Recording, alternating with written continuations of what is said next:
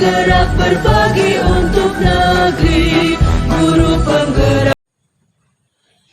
Salam dan bahagia Ibu Bapak Guru hebat. Salam Guru Penggerak. Perkenalkan, nama saya Franciscus Soba Lamatukan, SPD GR, calon Guru Penggerak Angkatan 10 dari Kabupaten Lembata, asal sekolah SD Impres Hamahena, Kecamatan Iliape Timur. Pada kesempatan kali ini, saya akan mewawancarai dua kepala sekolah tentang bagaimana cara pengambilan keputusan jika mereka mengalami dilema etika. Selamat menyaksikan.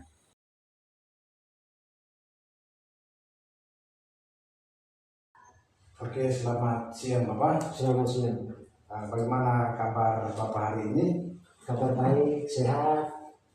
Puji Tuhan. Oke Bapak, pada kesempatan ini saya sedang melaksanakan pendidikan calon guru penggerak dari Kabupaten Lembata Angkatan 10. Kebetulan kami sudah masuk di modul 3.1, yakni pengambilan keputusan berbasis nilai-nilai kebajikan sebagai seorang pemimpin. Sehingga pada kesempatan ini pada pertama saya ucapkan banyak terima kasih atas kesediaan waktu dan kesempatan untuk saya lakukan wawancara dengan Bapak pada hari ini. Sebagai kepala sekolah tentunya pernah mengambil keputusan di mana ada dua kasus yang sama-sama baik, tetapi saling bertentangan pada saat itu. Bapak bisa berbagi pengalaman tentang hal ini dan bagaimana Bapak dapat mengidentifikasi kasus-kasus yang merupakan dilema etika atau bujukan moral. Dilema etika itu benar lawan benar, kalau bujukan moral itu benar lawan salah. Baik, terima kasih. Jadi memang sebagai kepala sekolah itu salah satu tanggung jawabnya adalah bagaimana memanage persoalan di sekolah. Dalam hal ini persoalan pembelajaran baik yang sasarannya pada guru maupun pada siswa. Sehingga saya sering sekali menemukan kasus-kasus, misalnya kasus dalam pembelajaran. Contoh saja, misalnya ada guru yang melakukan pembelajaran di dalam kelas, tetapi tidak berpusat pada peserta didik. Contohnya misalnya guru yang bersangkutan belum melakukan asesmen awal untuk melihat kemampuan awal peserta didik, sehingga mengakibatkan dalam pelaksanaan pembelajaran itu ada daya serap kelas yang memang semua anak tidak sama. Ada yang memang suka pada hanya membaca saja, ada yang memang senang bermain game umpama, atau ada yang memang dia rata-rata mata pelajaran yang diberikan oleh guru itu dia senang semua. Maka sepertinya mau ada muncul siswa yang reguler dan siswa yang tipikal. Itu biasa terjadi di dalam kelas. Ini menjadi kasus yang nantinya daya serap kelas itu tidak tercapai. Lalu bagaimana cara membicarakan guru kelas itu? Misalnya kepala sekolah melakukan seperti ini, ternyata ada muncul ada anak yang tidak mencapai daya serap, itu menjadi kasus yang harus diselesaikan oleh kepala sekolah bersama dengan guru yang bersangkutan. Maka saya punya sistem itu adalah, pertama saya menganalisis dulu kira-kira metode pembelajaran yang dilakukan guru, yang dia tuangkan dalam modul belajar atau RPP itu model macam apa? Itu yang saya analisa dulu. Seandainya dalam pembelajaran itu guru menerapkan metode yang misalnya ceramah melulu, berarti sebagai seorang kepala sekolah harus memberikan pemahaman kepada guru yang bersangkutan bahwa metode ceramah ini punya dampak negatif terhadap anak adalah anak merasa bosan. Sehingga tidak ada timbul motivasi dari anak untuk mendengarkan pelajaran yang Bapak Ibu berikan, karena dia monoton dengan ceramah-ceramah terus. Ini sebuah kasus dalam pembelajaran. Oke Bapak, jadi itu pengalaman selama Bapak sebagai seorang pemimpin, di mana Bapak dihadapkan dengan beberapa masalah di sekolah terkait dengan proses pembelajaran yang dilakukan oleh guru. Dalam hal ini persiapan administrasi kelas, dalam hal ini modul belajar. Lalu proses pembelajaran yang dilakukan oleh para guru itu proses pembelajaran yang tidak berpusat pada peserta didik, karena itu juga sangat mempengaruhi daya serap anak-anak. Oke, terima kasih.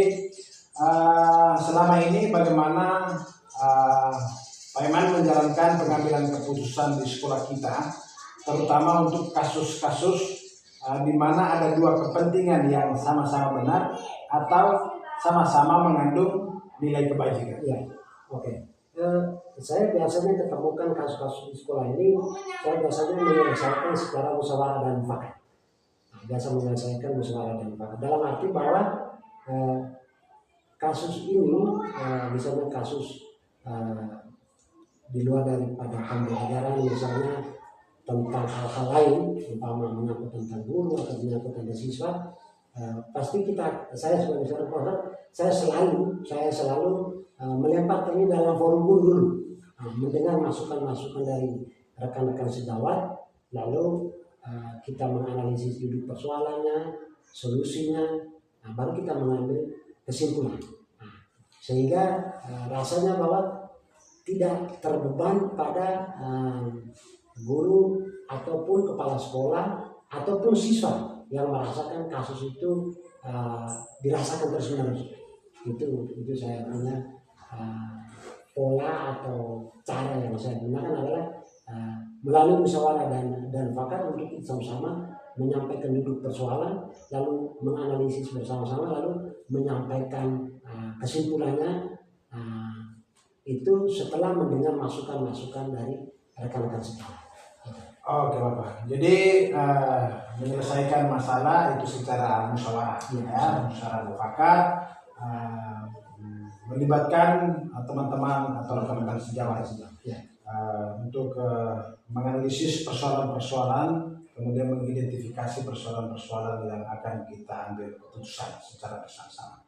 Oke Bapak, kira-kira langkah-langkah atau prosedur seperti apa yang biasa Bapak lakukan selama ini? Yang pertama tentu seperti menyelesaikan kasus tadi.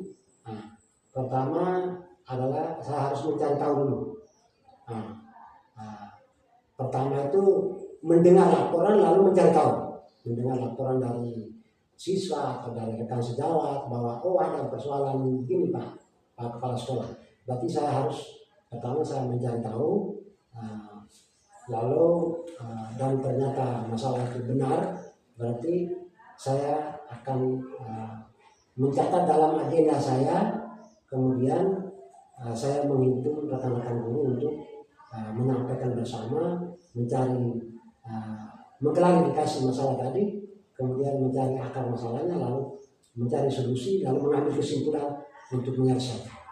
Oke, terima kasih Bapak. Jadi langkah pertama yang diambil oleh Bapak itu yang paling pertama mendengarkan laporan dari rekan guru ataupun peserta didik. Setelah itu baru kita mencari tahu, lalu mencatat serta menghimpun informasi-informasi sehingga kita tahu kedudukan persoalan. Oke.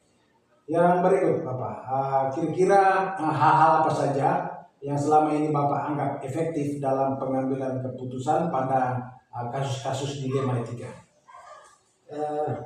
kasus dilematika maupun merasa dilema ya. Nah, itu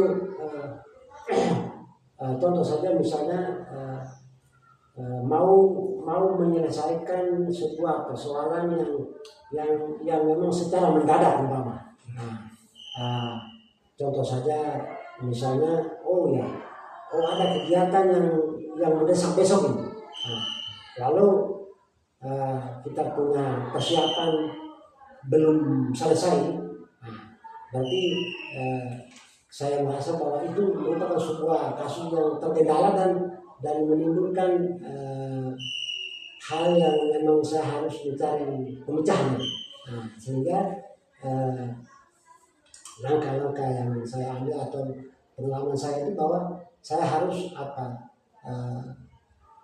memanggil rekan-rekan sejawat untuk kita mesti sharing bersama ini, sharing bersama supaya selain mendengar dari suara hati sendiri sebagai suara pimpinan, tetapi mendengar pikiran dan pendapat dari rekan sejawat yang mungkin solusinya lebih positif bagi saya. Oke, Bapak, luar biasa.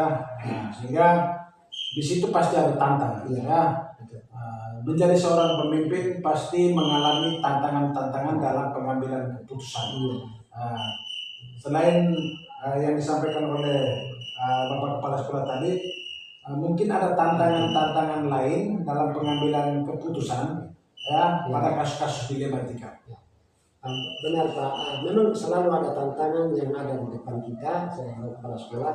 Contoh kecil misalnya ada pendapat-pendapat berbeda dari rekan-rekan yang memberikan masukan. Ada yang mungkin mereka tidak mengikuti ide atau pikiran solutif daripada kepala sekolah. Dan juga biasanya kalau ada teman guru yang tidak mengikuti ide solutif dari kepala sekolah, berarti saya punya strategi adalah meminta pikiran dari teman yang lain untuk memberikan solusi yang terhadap masalah itu. Itu salah satu alternatif yang saya gunakan soalnya. Oke, jadi banyak tantangan menjadi seorang pemimpin pada saat mengambil keputusan. Pasti kita dihadapkan dengan beberapa kasus yang kita sebut dengan dilema etika, di mana dari dua kasus yang sama-sama baik, kita harus memilih salah satu kasus yang punya kebermanfaatannya bagi banyak orang. Itu yang menjadi keputusan kita. Dan tantangan yang dihadapi sebagai seorang pemimpin seperti yang Bapak sampaikan tadi itu tentang pendapat dari teman sejawat yang berbeda, tidak mengikuti ide atau pikiran dari seorang pemimpin. Di situ pasti kita cari jalan keluar, yaitu meminta pikiran dari rekan-rekan lain untuk memberi solusi. Oke Bapak, apakah Bapak memiliki sebuah jadwal tertentu atau Bapak langsung menyelesaikan masalah ketika Bapak dihadapkan dengan kasus-kasus dilematika? Biasanya saya tidak menentukan jadwal yang pasti untuk menyelesaikan kasus.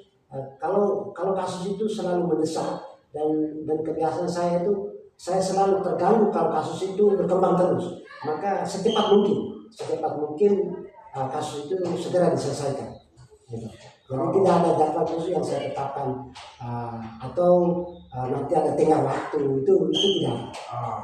Jadi dalam pengambilan keputusan ketika kita dihadapkan dengan kasus-kasus, maka pada saat itu kita langsung mengambil langkah, lalu mengambil kebijakan untuk bisa secepat mungkin menyelesaikan, ya, karena kasus itu sangat mendesak, yang mana kita tidak melakukan penjadwalan untuk menyelesaikan masalah, tetapi kita langsung mengambil langkah untuk menyelesaikan. Oke Bapak, kira-kira adakah orang-orang atau faktor-faktor yang selama ini mempermudah atau membantu Bapak dalam pengambilan keputusan dalam kasus-kasus dilematika? Itu tadi bahwa tentu benteng kekuatan saya sebagai seorang kepala sekolah adalah teman-teman sejawat tadi. Sehingga kalau saya menemukan suatu titik temu yang tidak memberikan saya ruang untuk menyelesaikan, tentu yang saya minta adalah pikiran dari teman-teman guru senior. Guru-guru senior itu yang menjadi back belakang saya untuk saya kembali bertanya kepada mereka untuk berbagi pengalaman untuk menyelesaikan persoalan yang saya hadapi. Oke Bapak, jadi orang-orang yang terlibat dalam hal ini membantu proses penyelesaian pengambilan keputusan itu yang paling pertama itu adalah seluruh rekan-rekan guru sebagai benteng atau kekuatan kita. Selain itu juga warga-warga sekolah lain seperti komite, orang tua wali murid juga menjadi bagian dari keterlibatan dalam pengambilan sebuah keputusan. Stakeholder Oke Bapak, dari semua hal yang disampaikan oleh Bapak tadi, pembelajaran apa yang dapat Bapak petik dari pengalaman Bapak sebagai seorang pemimpin dalam mengambil sebuah keputusan? Saya mengambil satu nilai pembelajaran bahwa pertama itu memang pembelajaran bermusyawarah, mufakat, berdemokrasi, dan saling mendengar satu sama lain, saling melengkapi, berkolaborasi, bergerak bersama, itu suatu hal yang positif bagi saya. Sehingga kepemimpinan yang ada di lembaga ini bisa berjalan dengan baik apabila kita berkolaborasi bersama-sama. Itu yang paling. Oke Bapak, jadi pembelajaran yang dipetik dari hasil wawancara kita pada hari ini itu saling mendengarkan satu dengan yang lain, saling berkolaborasi antar warga sekolah dan bergerak secara bersama-sama membangun pendidikan kita ke depan yang lebih baik. Oke Bapak, terima kasih banyak atas kesediaan waktu dan mohon maaf jika selama proses wawancara ini ada hal-hal yang tidak berkenan di kesempatan ini. Saya dari hati yang tulus saya mohon maaf yang sebesar-besarnya. Semoga kedepannya kita dapat mengambil langkah yang tepat dalam pengambilan keputusan berbasis nilai-nilai kebajikan sebagai seorang pemimpin. Terima kasih Bapak. Terima kasih banyak. Salam sukses untuk guru penggerak. Sukses selalu. Semoga. Siap.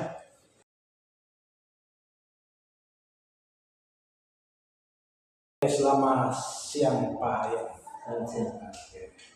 Oke, bagaimana kabar Pak hari ini?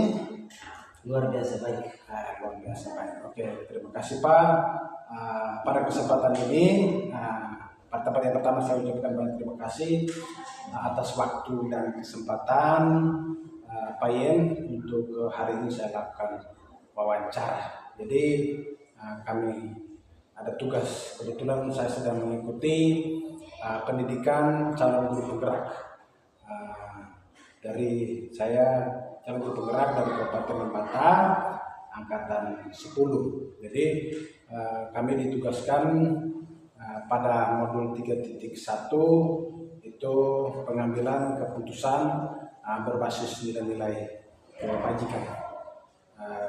Jadi pertemuan wawancara pada saat ini saya akan menyampaikan beberapa hal tentang pengalaman Pak Yen sebagai guru dan juga sebagai kepala sekolah, terutama tentang pengambilan keputusan dilematika.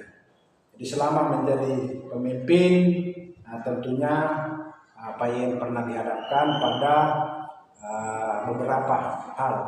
Misalnya ada dua hal atau dua kepentingan yang mungkin sama-sama baik tetapi saling bertentangan pada saat itu. Pada kesempatan ini bisa Pak Yen sharingkan pengalaman tentang bagaimana cara pengambilan keputusan dan juga bagaimana Pak Yen dapat mengidentifikasi kasus-kasus yang merupakan dilematika atau bujukan orang.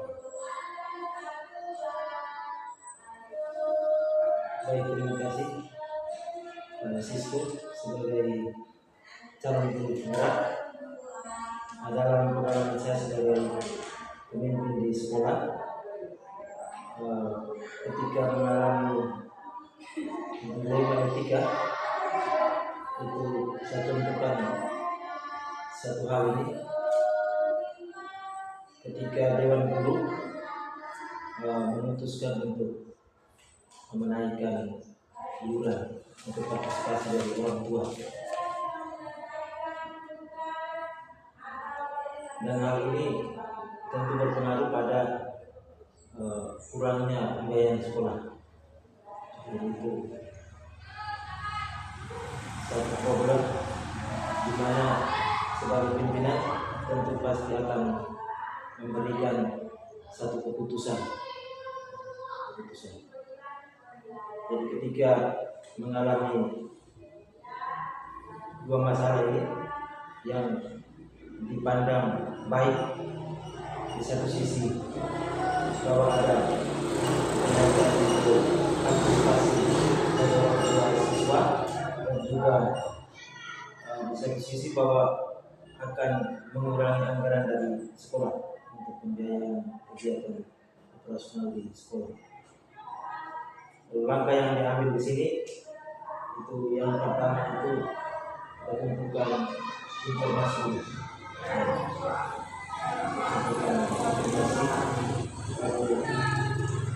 konsultasi dengan berbagai pihak, dengan komite atau orang tua wali. Kemudian kita bisa mempertimbangkan nilai-nilai keadilan itu. Jadi pengalaman yang saya alami. Oke, jadi luar biasa ya. Memang kita sebagai pemimpin pernah mengalami beberapa kasus seperti yang disampaikan oleh Pak Yen, di mana dihadapkan dengan dua masalah yang tentunya sama-sama baik, namun saling bertentangan pada saat itu. Oke, terima kasih. Jadi selama ini bagaimana Bapak menjalankan pengambilan keputusan di sekolah Bapak, terutama untuk kasus-kasus di mana ada dua kepentingan yang sama-sama benar atau sama-sama mengandung nilai kebajikan?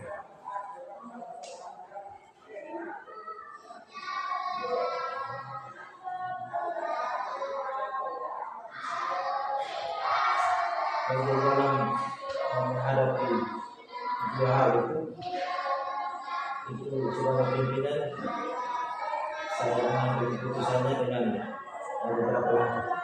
Yang pertama itu sebagai mengidentifikasi masalah itu, mengidentifikasi masalah, kita bisa menentukan masalah etika yang dihadapi, lalu mengidentifikasi semua pihak yang terlibat, misalnya guru, komite, dan juga orang tua.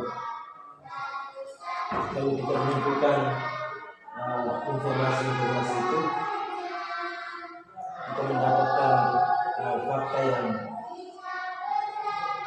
relevan, yang kemudian bisa mempertimbangkan sumber informasi yang kita peroleh. Dan selain itu ada konsultasi dengan berbagai pihak, kita minta pikiran atau pendapat dari berbagai macam pihak. Oke, Pak Yan. Jadi beberapa hal ya, mungkin yang paling pertama itu kita mengidentifikasi masalah, kemudian melibatkan sekian banyak pihak-pihak, kemudian mengumpulkan berbagai informasi untuk mendapatkan fakta-fakta yang relevan. Oke. Hal-hal apa saja yang selama ini Bapak anggap efektif dalam pengambilan keputusan pada kasus dilema etika? Dan hal-hal yang efektif ketika mengambil keputusan dalam menghadapi dilema etika ini, tentu yang paling pertama itu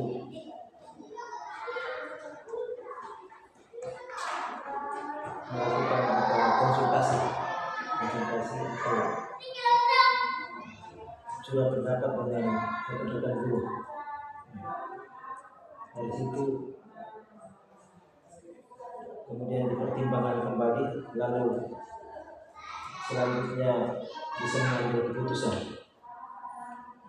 Oke, Pak. Jadi hal-hal yang efektif ya dalam pengambilan keputusan itu yang paling pertama melakukan konsultasi dan berkolaborasi dengan rekan sejawat, kemudian berbagi pengalaman dengan rekan-rekan sejawat, sehingga di situ kita bisa mengambil langkah pengambilan keputusan secara bersama. Oke. Kemudian pasti dalam pengambilan keputusan itu pasti ada tantangan, ya. Kira-kira tantangan dalam pengambilan keputusan pada kasus-kasus dilema etika yang Pak Yen hadapi itu seperti apa? Tantangan dalam menghadapi dilema etika ini, itu yang paling pertama itu adalah konflik nilai dan juga prinsip. Kemudian yang kedua itu adanya ketidakpastian dan kurangnya informasi. Atau ini bisa menjadi kesulitan ketika kita mengambil keputusan. Lalu yang terakhir itu adanya tekanan dari luar. Jadi itu menjadi kesulitan dalam mengambil keputusan. Oke, jadi ada tantangan-tantangan pada saat kita mengambil keputusan. Jadi seperti yang Pak Yen sampaikan tadi, itu ada konflik nilai dan juga prinsip, kemudian adanya ketidakpastian, kemudian kurangnya informasi, dan juga adanya tekanan-tekanan dari luar. Selain itu, di tubuh kita sebagai sebuah komunitas, ada rekan sejawat kita itu memang tidak sependapat dengan keputusan kita. Untuk itu kita pasti mengambil langkah-langkah yang bijak untuk bisa mengatasi persoalan-persoalan seperti teman atau rekan sejawat kita itu tidak sependapat atau tidak sepikir dengan apa yang kita putuskan. Oke Pak Yen, apakah Bapak memiliki sebuah jadwal tertentu dalam sebuah penyelesaian kasus, atau langsung menyelesaikan kasus di tempat itu dan memiliki sebuah jadwal untuk menyelesaikan atau bentuk atau prosedur seperti apa yang Bapak laksanakan? Dalam penyelesaian kasus seperti itu, tentu kita tidak langsung menyelesaikan di tempat itu, tentu butuh proses dulu, sehingga mungkin akan dijadwalkan nanti suatu saat kita berangkat bersama dengan rekan-rekan guru untuk pihak yang terkait. Oke, jadi ketika dihadapkan dengan masalah, kita pasti membutuhkan sebuah proses, ya, sebuah proses dikaitkan dengan juga jadwal-jadwal yang kita tetapkan secara bersama-sama. Mungkin kita bangun komunikasi dan kolaborasi dengan rekan sejawat, melihat kembali kasus-kasus yang terjadi. Di situ mungkin memang kasus itu kalau memang sangat mendesak sekali, maka kita bisa selesaikan di hari itu. Tetapi kalau memang kasus itu membutuhkan waktu yang lama, maka kita pasti akan melakukan atau membuat penjadwalan untuk bisa menyelesaikan masalah. Tergantung dari situ apa pokok permasalahan, ya, dari kasus itu. Oke Pak Yen, adakah orang atau faktor-faktor yang selama ini mempermudah atau membantu Bapak dalam pengambilan keputusan dalam kasus-kasus dilema etika? Dalam membantu saya sebagai pimpinan ketika mengalami dilema etika, itu yang pertama, karena di dalam lembaga pendidikan maka tentu dari rekan-rekan guru. Lalu yang kedua dari pihak komite sekolah dan juga dari orang tua wali. Oke, jadi itu kalau kita lihat dari keterlibatan orang yang membantu dalam pengambilan keputusan, maka sebagai seorang pemimpin pasti kita tahu bahwa di dalam sebuah komunitas itu pasti ada rekan sejawat. Di situ kita pasti akan membangun komunikasi kepada rekan sejawat, kemudian dari pihak komite, bila perlu dengan pemerintah, dan juga orang tua wali murid. Jadi kita itu saja, itu adalah bagian dari warga sekolah membantu kita untuk menyelesaikan kasus-kasus dengan pengambilan keputusan berdasarkan nilai-nilai kebajikan. Oke Pak Yayan, dari semua hal yang disampaikan tadi, kira-kira pembelajaran apa yang dapat Bapak petik dari pengalaman Bapak mengambil keputusan dilema etika sebagai seorang pemimpin?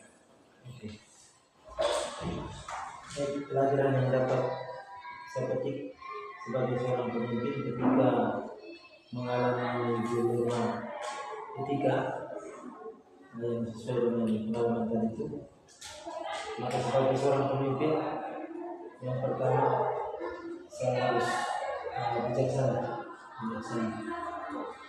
Lalu yang kedua harus memperhatikan nilai-nilai dasar yang dimana tidak merugikan satu pihak. Jadi di sini boleh dibilang kita mengangkat soal nilai keadilan dan juga kebenaran. Oke Pak Yayan, jadi pembelajaran yang Pak Yayan petik dari hasil diskusi kita pada hari ini, yang paling pertama itu bijak dalam mengambil sebuah keputusan. Kemudian memperhatikan nilai-nilai dasar yang mana tidak merugikan satu pihak. Kemudian di situ ada nilai kebenaran dan nilai keadilan. Ya, luar biasa Pak Yayan. Terima kasih banyak atas kesediaan waktu, dan mohon maaf jika selama proses wawancara ini ada hal-hal yang menyinggung perasaan. Pada tempat ini saya mohon maaf yang sebesar-besarnya, dan semoga kedepannya kita dapat mengambil langkah yang tepat dalam pengambilan keputusan berbasis nilai-nilai kebajikan sebagai seorang pemimpin. Terima kasih Pak Yayan. Terima kasih. Sip, asik.